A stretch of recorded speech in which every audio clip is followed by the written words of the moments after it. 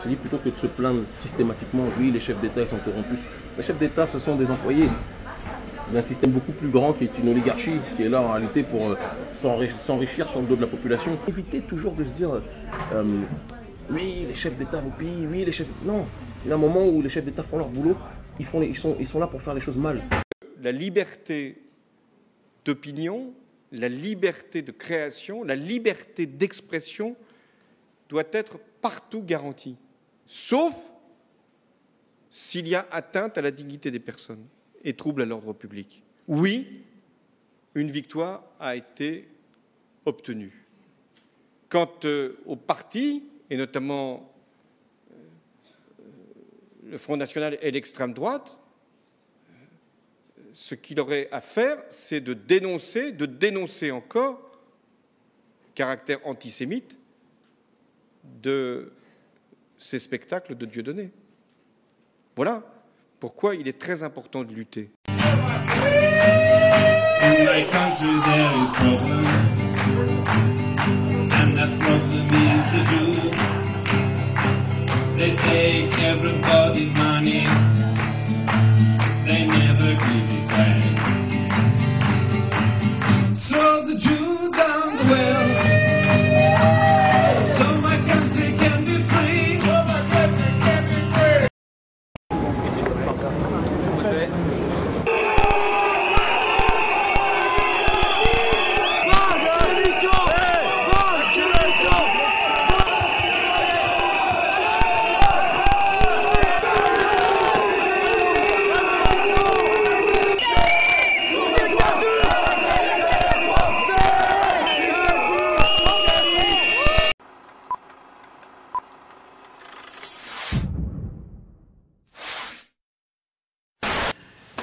Quenelle de Jacob Cohen, écrivain juif antisioniste franco-marocain, auteur du Printemps des Sayanim.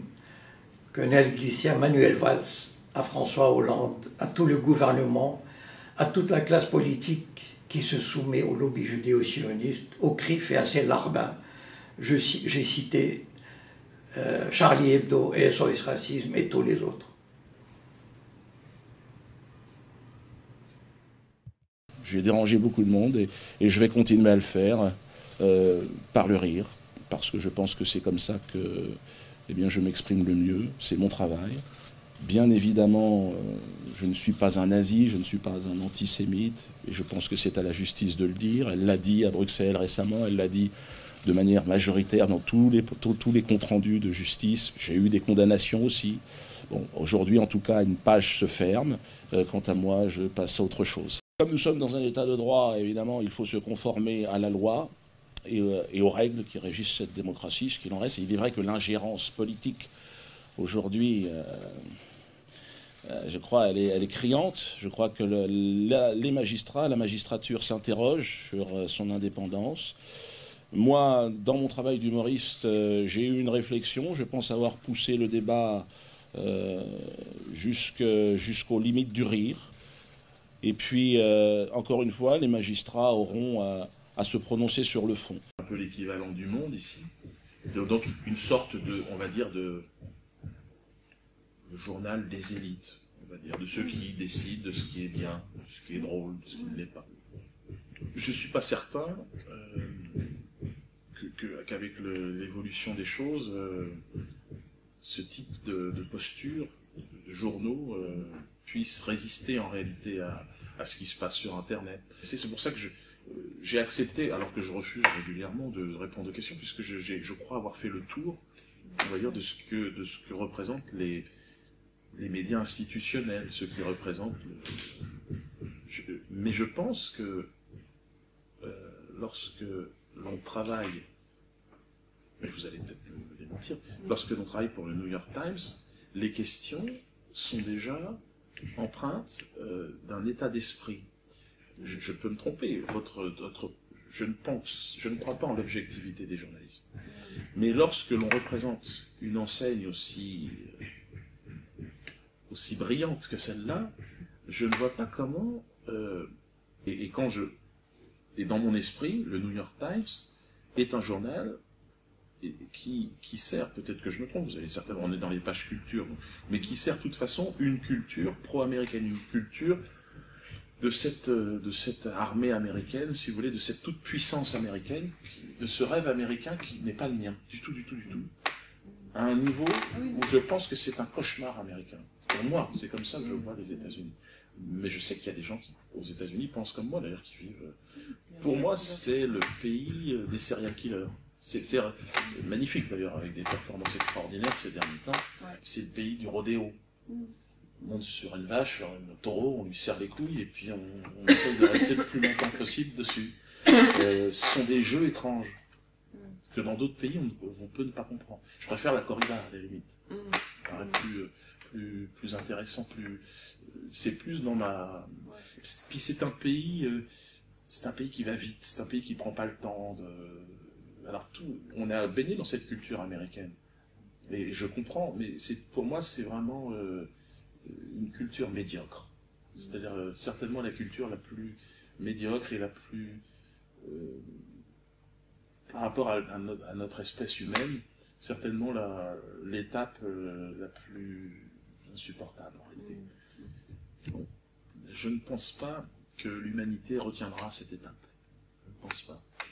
Enfin, parce que finalement, elle n'a pas, pour moi, quand j'observe l'histoire, j'ai la sensation qu'il y a un raffinement dans notre espèce, l'espèce humaine, que l'on ne retrouve pas à aucun moment, aucune étape.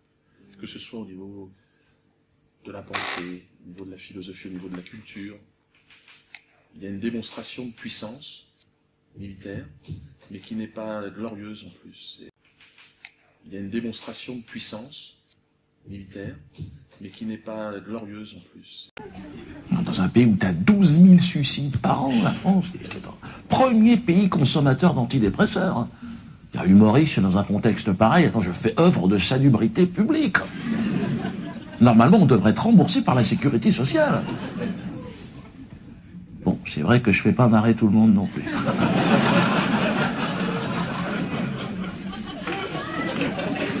Il y en a même que je rends malade. Bien sûr.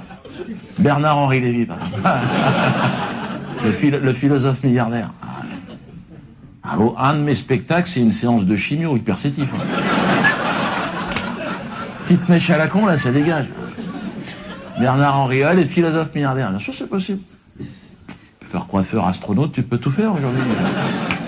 À chaque fois qu'il écrit sur moi, c'est Bernard, c'est Dieu donné, enculé, machin. Antisémite. Ça, c'est son truc, c'est antisémite.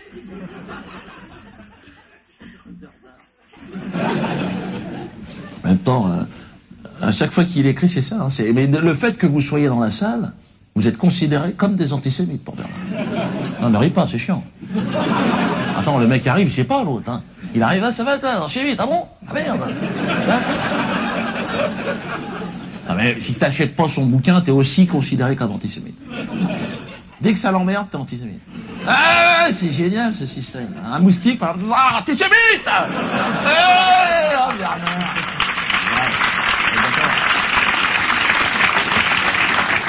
Et vous êtes monsieur Hérisson. Ouh, ça pique, ça. Ah, pardon, ça pique, ça, Hérisson, ça pique, ça. Ouais.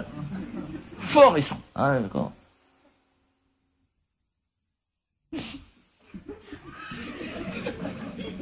Ça pique aussi, ça, non? Hein? Vous êtes le célèbre révisionniste? Mais qu'est-ce que vous foutez là? Partez, monsieur. Non, me touchez pas, j'ai la grippe aviaire, là. Mais monsieur, non. Vous êtes là par solidarité pour la liberté d'expression. Ah, c'est gentil, mais marchez 3 heures, comme ça. Non, mais revenez jamais. Vous êtes complètement grillé, vous. Mais comme vous dites comme quoi les chambres à gaz, pas quoi, n'ont pas existé. Hein? Vous avez des documents, laissez-moi attendre. Au secours! C'est comme ça, monsieur. Ben, vous êtes en Israël. Vous êtes en France, je veux dire. Parce que l'autre jour, il y avait un arrière-grand-père, je sais pas quoi, là, qui est mort. Non, c'était pas de mon côté, donc je m'en foutais. Et, mais je l'ai accompagné, l'enfant, tu vois, puis il était là dans le cercueil, tout le monde passait dans le cercueil, tout était là, merde. Ah, mais il est où, le grand-père, là? J'ai dit, ben, il est fini, là, c'est foutu. Là, tu vas plus le revoir, hein, ça c'est clair. Hein. Il est dans la boîte. Et il me dit, ouais, mais après, il va sortir quand? Il revient quand? Il me dit. Je dis, non, t'as rien compris, je viens de te dire que c'est fini, c'est foutu. Hein. Je comprenais pas. J'ai expliqué, toi, j'ai dit, là, quand tu meurs, tu sais ce que ça veut dire ou pas? Ah, mais renseigne-toi. Et alors, je lui explique, ouais, c'est comme une porte, t'as une porte, et une fois que t'as franchi, c'est fini, on te revient plus jamais. C'est-à-dire que la vie, si tu veux, c'est que on est tous devant cette porte, on fait la queue, comme ça, et on avance, doucement, comme ça. Bon, pour une fois, tu verras, il y a une tendance à laisser passer les autres, c'est vrai. Vas-y. Non, j'attends quelqu'un, je vous en prie, madame, passez. Avec les enfants, bien sûr, passez les enfants, allez. Ah, les petits Africains, ils sont mignons, là.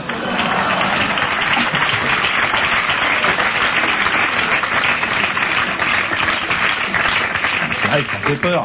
Plus tu te rapproches, plus t'arrêtes, pousse pas, Jean-Jean. Le cul. C'est pas évident, attends, t'es malade ou quoi? Tout le monde a peur. Dès que t'approches, tu chimous. Hein. Et c'est là où les religieux se mettent. Et c'est là où ils se mettent, les religieux. Ouais, c'est là où ils t'attendent, en fait. Ils sont là, au dernier moment, ils sont là, oh, mais t'es papa, regarde. Hein? Tiens, il te reste de l'argent ou pas? Donne-moi ça. Alors, hein, t'en auras plus besoin, c'est gratuit après. Ah non, c'est open bar, d'ailleurs, c'est beau, c'est merveilleux, c'est le paradis. Alors tu lui dis, pourquoi t'y vas pas, toi? Ah non, il rigole plus après, non, dégage maintenant. Et c'est dingue, hein. C'est marrant, ça. Même si c'est une question qui mène à rien, on se la pose. On se la pose tous. Hein. Je sais pas pourquoi. Parce qu'on est con, certainement, mais on a besoin de ça. Merde, tu vois, on se fait peur, quoi.